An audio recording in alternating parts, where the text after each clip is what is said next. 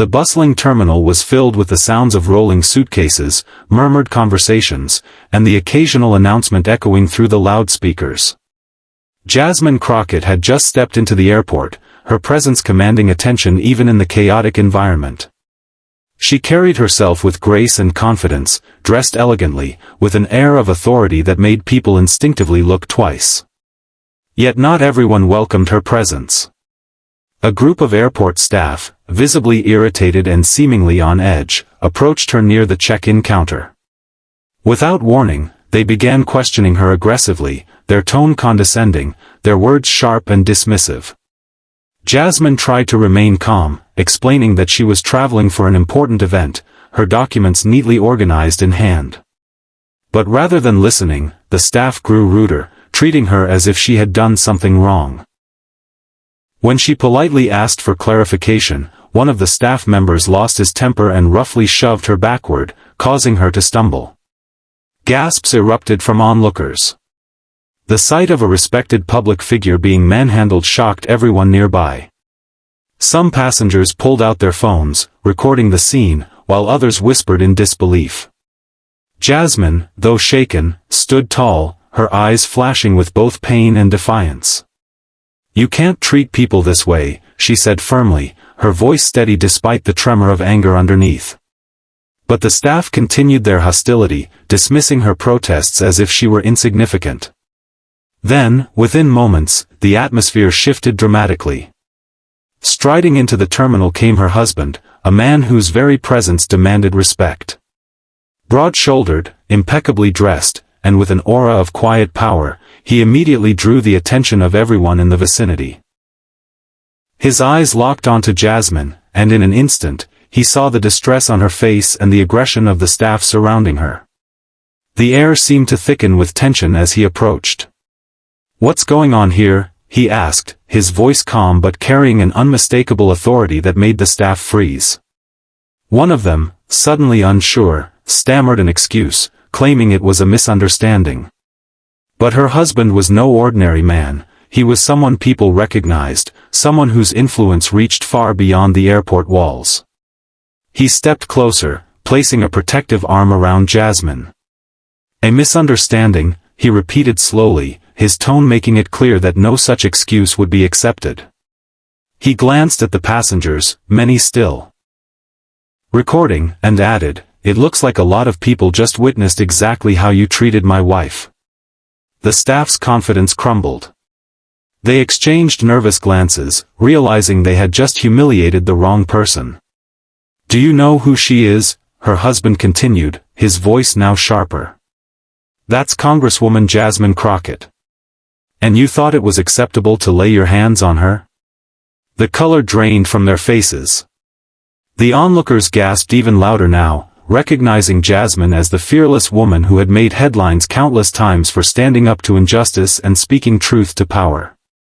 The staff who had been so aggressive moments earlier were suddenly trembling, their arrogance replaced with panic. Jasmine's husband didn't raise his voice. He didn't need to. His controlled fury spoke volumes. "I want the names of every single one of you involved," he demanded. "And I promise you, this will not be brushed under the rug." The airport manager rushed over, having been alerted by the commotion. He was pale and breathless, bowing his head in apology before even hearing the full story. "Congresswoman Crockett, sir, please, forgive this. I assure you this is not how we operate. These individuals will be held accountable immediately." But Jasmine, though comforted by her husband's presence, wasn't interested in hollow apologies. She stepped forward, her voice steady and commanding. "This isn't about me," she declared, addressing not just the staff but the crowd now gathered around. "It's about how you treat people when you think no one is watching. Today, you tried to humiliate me. Tomorrow, it could be someone without a platform or the means to defend themselves. That ends now." The crowd erupted in applause, their support thundering through the terminal. The staff who had once tried to intimidate her stood frozen, their reputations and jobs hanging by a thread. Her husband gave her a proud glance, knowing that even in the face of humiliation, she had turned the moment into a powerful lesson about respect and dignity. The airport officials hurried the guilty staff away, their apologies spilling over themselves, while security cleared a path for Jasmine and her husband. Yet, as they walked toward their gate, Jasmine paused, turning back to the bystanders. "Never be afraid to stand up for what's right," she said, her voice carrying over the noise. "Because silence only protects the oppressor, never the oppressed." And with that, she took her husband's hand, walking forward with her head held high. The staff who had dared to lay a hand on her would never forget that day, the day they thought they could diminish Jasmine Crockett, only to regret it when her strength and the unwavering support of her husband turned the tables completely. Do you also want me to make description, hashtags, search tags, and AI disclaimer for this story like we did last time? Jasmine Crockett walked into the airport with the same grace and dignity that had made her a household name across the nation, her presence commanding respect even in the chaos of a crowded terminal, yet little did she know that the day would unfold into an unforgettable ordeal that would leave everyone watching stunned and the airport staff drowning in regret. For as she approached the check-in counter with her documents in hand and a calm smile on her face, she was met not with courtesy but with an air of hostility from a group of staff who, for reasons known only to them, seemed determined to make her journey difficult. They spoke in curt tones, dismissing her polite inquiries as though she were beneath their notice, and when she calmly explained the purpose of her trip, offering every required document without hesitation, their behavior only grew worse. One of them even scoffing openly and whispering something to a colleague with a mocking smirk. She tried to ignore the rudeness, keeping her composure, but the situation escalated when one of the staff members abruptly accused her of causing a disturbance when in truth all she had done was request clarification. Jasmine, shocked by the baseless accusation, stood her ground, her voice calm yet firm as she insisted she had done nothing wrong, but in a flash of unprofessional aggression, one staff member shoved her backward, causing her to stumble against the rope divider. The sight drew horrified gasps from nearby passengers, many of whom quickly pulled out their phones to record the unfolding scene. Whispers filled the air as some recognized her instantly while others simply recoiled in shock at the blatant mistreatment. Jasmine steadied herself, eyes flashing with controlled fury, and spoke with a voice that carried across the terminal. "You cannot treat people this way," her words cutting through the chaos. But her protest seemed to fuel their arrogance as they tried to silence her, demanding she step aside as though she were a common intruder rather than a respected public figure. And it was in that charged moment that everything changed, for striding into the terminal came her husband, a man of quiet but undeniable power, tall and commanding with a presence that drew every gaze without effort.